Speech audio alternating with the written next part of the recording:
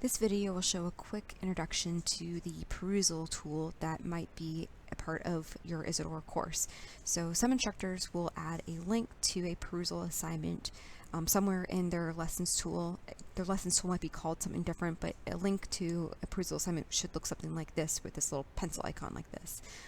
Alternatively, some instructors might have the Perusall tool in the left-hand tool menu and direct you to go to the Perusall tool to open up your assignments. Hopefully your instructors will be giving you instructions on how to access Perusall as well as what you're supposed to be doing with it. Perusall is a social annotation tool where basically a website or a PDF or an article essentially is uploaded, and it's an annotation tool, so you highlight text within the article and provide comments and feedback or ask questions. Your instructor may preload an assignment or an article with their own questions that you can respond to. Hopefully your instructors will provide you with these kinds of instructions. So in this case, I'm just going to open up my link to a Perusall assignment. If you've never used Perusall before, you will be asked to agree to some terms and agreements. You might also see once the page loads, you'll see a tour that will walk you through what to expect when you are using a Perusall assignment, what the comments look like, and then there's a tour that will actually kind of guide you through each of the buttons. I do recommend taking that tour just to get accustomed to the tool, because there's a lot you can do with this tool, and that tour will be helpful for just onboarding you to that experience. So in this case, I've opened up the assignment that I'm supposed to be reviewing. There's some instructions that are specifically for my instructor here.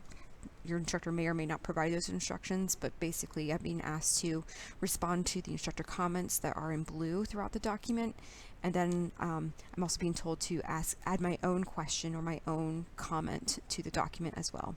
So this is another instructor comment. If I clicked on that, it would show me what the instructor asks. It shows me a peer's response, but I could also type in my own response. And everyone would see my response and be able to respond to that. Then here is a student comment that's highlighted in yellow, and so I can click on that, and then I could respond to that if I wanted to, or I could just leave it blank depending on what your instructor is expecting you to do. You could highlight your own text here and ask your own question. Why are comets unpredictable?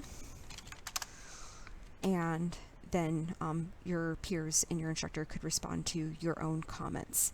The idea is that it's meant to make your reading assignments more engaging.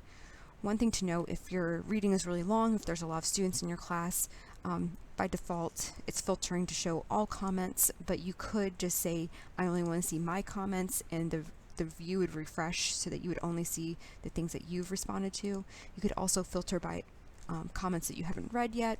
There's all kind of different ways to view the assignment to make it a little bit more navigable for you, depending on how many comments are actually happening. This is just a brief introduction to the Perusall tool, but if you have questions about how to use it, definitely contact your instructor or contact the Center for Online Learning at onlinelearning@udayton.edu.